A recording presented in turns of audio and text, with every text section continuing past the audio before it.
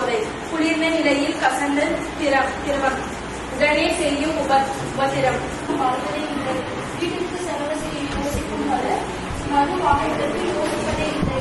மது அதை குடிப்பவர்களுக்கு மட்டும் அன்றி அவர்களை சார்ந்திருப்பவர்களையும் சேர்ந்து பாதிக்கிறது. இந்த நாட்டில் மதுவை கொடுத்து உயர்ந்த இளமை பருவத்தினுடைய தொடக்க காலம். இதற்கு அடுத்து என்பது புரிந்தும் புரியாத இடைப்பட்ட பருவம். இந்த பருவத்தில் தான் எல்லா வகையான தவறுகளுமே மனதால் ஏற்றுக்கொள்ளக்கூடிய சூழ்நிலைக்கு தள்ளப்படுகிறது. ஃப்ரெண்ட்ஸு, சொந்தம், பந்தம் இதெல்லாம் சேர்ந்து நம்ம ஒரு முறையை பெறுவாங்க. நான் இப்ப சொல்ல வேண்டியது என்ன அப்படின்னா, தெரியாதனமா யாராவது பசங்க வந்து ப்ரெஷர் பண்றாங்க, லைக் சும்மா கொஞ்சம் அப்படின்னு சொல்றதுக்காக நண்பன் எப்படிப்பட்டவனா இருக்கணும் தெரியுமா?